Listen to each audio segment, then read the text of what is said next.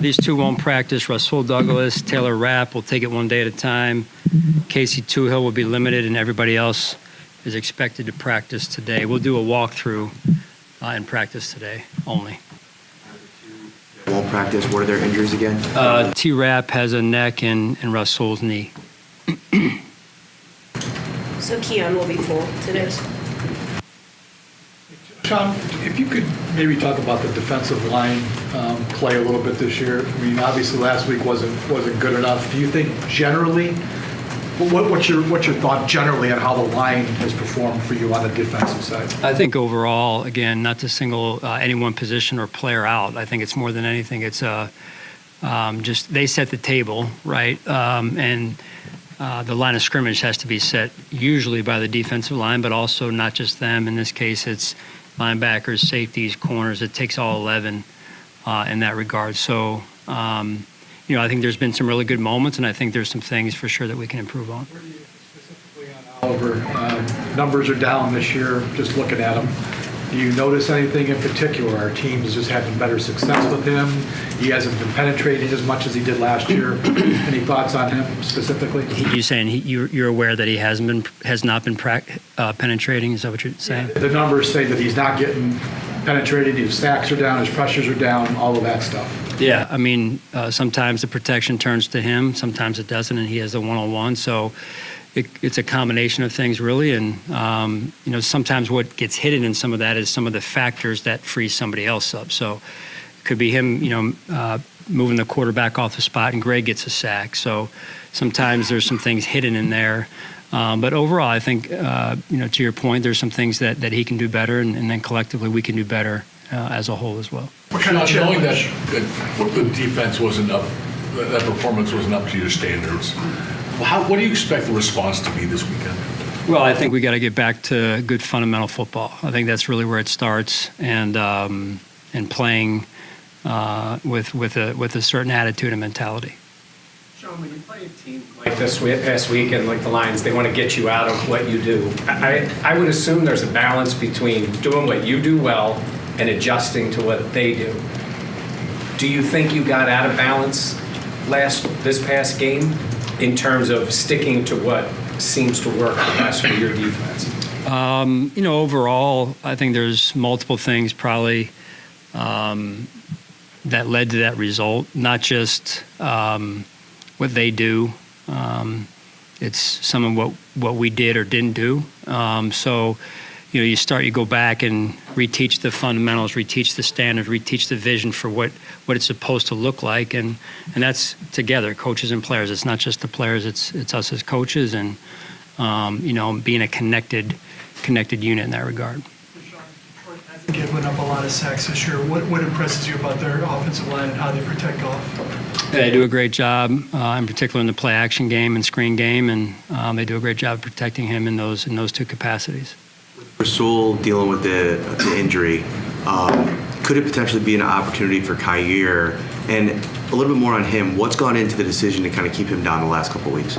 Everything's earned, so that's part of every decision, a big part of every decision, and most of the reason for every decision, really, in terms of who's inactive and whatnot. So everything's earned, and it'll continue to be earned as we move forward this week. No different. So we'll see where it goes. So has it been about Kyer not earning the right to be active? Well, maybe that. Maybe some other players have earned it more. So sometimes it's highly competitive. So he's been up sometimes, and other times he hasn't. Sean, is it ribs for Casey? I know that was the injury on Sunday. Yes. Thank you. In that same kind of avenue, what have you seen from Demarcus, especially when he came in briefly for Rasul, I know, but what have you seen from him? Well, you saw some of the production early. I think the pick six he had, and just getting his hands on the ball and making a play. And I think it was the Arizona game to help us seal the game there. And he's physical in the run game, and he's like all of us, got things to work on as well. Are you looking at Marcus as the guy who would step in for Rasul if he can't come? We'll see. We'll see. Sean, after the couple of losses, you made a point to point out that you lost the battle up front. How do you win the battle up front against Detroit? Well, it's tough. They're a really good team. They do a great job along the line of scrimmage, and I know that's where some of the questions are coming around. And look, we've got to get better. We've got to perform better, and that starts in practice today. And it is a mentality. It is an attitude. And if you want to play good defense, that's where it starts. If you want to be able to run the ball on offense, and we've been able to do that, and we've been able to stop the run at times, and it's got to be more consistent. And so there's not a whole lot of shortcuts or ways around it. It's got to be a mentality for us first and foremost that we carry through the rest of the season here for us. Sean, coming off a game like that, I think that the national inclination would be there'd be some fire, especially the defensive guys, some motivation to do better. How much do you encourage that in light of the fact that general philosophy for you has been trust the routine, trust the process? That's trust the routine and trust the process is certainly one approach, and certainly what I subscribe to. But within that is you better bring your heart, you better bring your guts, you better put it on the line, you better give max effort, you better put it on the line. And so that's never been two separate thought processes. The process is the process. It's the approach and the preparation, and then the mindset has always been the mindset of this is football, and you got to bring it every day, every week, and our players know that. We certainly have to improve in some areas, and that's one of them in terms of the line of scrimmage. How much was this a good reminder? You don't want to come off any loss, but how much was this a good reminder, especially where you are in the season and looking ahead to January? Yeah, in a previous location, I think it was 14-0, and we took a loss late in the year, and then we came back stronger. I don't think, that being said, I don't think every situation is the same, and I don't think you can look at any situation and say, hey, we'll be fine. That's not my personality, right? There's a certain amount of reflection that has to go into why we got the result we got, and what are we going to do to learn from it. You got to make sure you don't overcorrect as well. So we need to make sure that we learn from it and reflect in the areas that we need to reflect on and make those adjustments as we move forward. That's part of the journey of a season. And sometimes you pick up some scars that you have to carry forward with you, and they actually make you stronger, whether individually or collectively as a team. Along those lines, you said after the game that you felt like the team lacked urgency. What do you trace that back to? I think just overall, I've seen them consistently this year, been very urgent. I think there's potentially things that factor into that, whether it's coming off of the couple games that we had come off of, and perhaps maybe losing just a little bit of the urgency, like I said, and we were going into a situation where that team was hungry too, and in search of a playoff bid, and so which we were in that similar situation last year. So it's all. If we handle it the right way, it's all a good reminder for us of how competitive this dang league is week to week. And a lot of teams take a lot of scars on their way to having a darn good season, and we're having a darn good season. So what has to be in front of us this week is the opportunity that's in front of us, and quite frankly, the challenge that's in front of us, going against a 12-1 team, and at their place, it's going to be a heck of an environment. Is there any update on some of the injured reserve guys who might be able to practice soon? Yeah, so Balin will open his window, and Smoot as well today, and then Tylen will be in his third week of that window. Sean, you and Dan kind of seem like Dan Campbell, that is. You're kind of cut from the same cloth, so to speak, a little bit. The way you try to build a team and your culture, what's your relationship with him, and what do you make from what he's done there from afar? Yeah, a ton of respect for Coach. I don't really know him honestly that well, like I know some of the other coaches, but from afar, certainly respect how he's doing things over there, and I think there's probably no two situations are the same, but the way he's gone in there and done some good things, I think holistically, there's some similarities maybe. What have you seen in the way Goff handles that offense and what he's able to do out there? Yeah, he's in sync. He's in sync with their coordinator, and they do a great job, and just very creative in how they scheme things up, and it just and a credit to Dan and Coach Johnson and the way that they've gotten and developed the players that they've gotten over the years. Jared being one of them. When you mentioned not wanting to overcorrect on things, even as you assess what went wrong, how do you do that? Like, how do you make sure you don't overcorrect?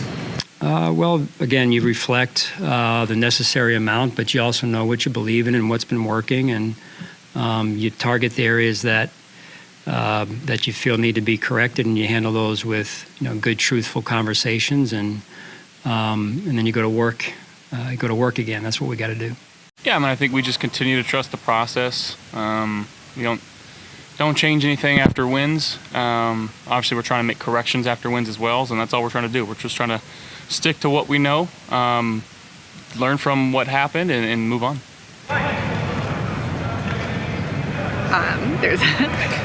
It seems like Keon's trending well. Obviously, he's missed some time. What's it like, especially with a rookie, of trying to kind of rebuild that chemistry with a guy who's missed some time but now could be back in the lineup this week? I wouldn't say there's a whole lot to rebuild. A lot of work in training camp in the off season, getting to do that.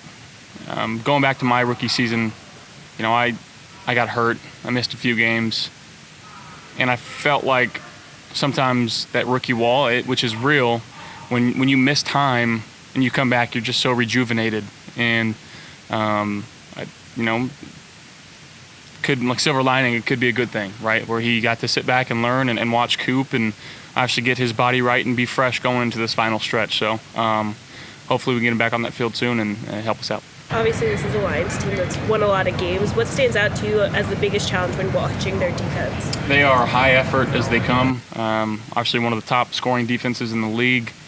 We're not playing their offense on our side of the ball, but they do such a good job over there of holding on to the football and scoring points. It's a really, really well-coached team. And they've battled with a lot of injuries throughout the season on that defensive side, and you wouldn't know it by watching the film because, again, they know the rules. They attack each and every play, and we got to be ready for them. You guys are a pretty aggressive team, especially on fourth downs and circumstances like that, but the Lions seem to almost be like a notch more than everybody else. If you're ever watching them, are there times even you're surprised that they're just going for it all the time, it seems like, when they're in those fourth down situations? Or what do you think when you watch them play in that way? Yeah, a really aggressive team, and I think that's why they are who they are. Does that make sense? Why they are who they are? And it starts with a coach that came in there a few years ago with not a great team, and he's done a phenomenal job of getting those guys primed and prepped and ready to go each Sunday, Monday, and Thursday. And they're still playing with chips on their shoulder, and you can see that when they play, and got a lot of respect for their team and that coach in general. Aaron Glenn is their defensive coordinator. Is that a lot of blitz man coverage? Do you see that from them? Or? Yeah, I mean, they do play a lot of man coverage. Based on who they're playing, obviously it's a little higher than some. And then again, they've been able to affect the quarterback. And again, I know that they've been dealing with injuries, but the way that they've been able to, their interior D linemen are really, really good. Some of the best in the game. Tough to run against. When you can't run the ball successfully, it makes your offense that much tougher to move the ball. So they're doing a great job, and hats off to those guys. Josh, Sean got a little fired up today in the press conference by almost reminding the team by saying, you better bring your heart, you better bring your guts, you better put it all on the line. What does that message do to the team, and how do you accept that?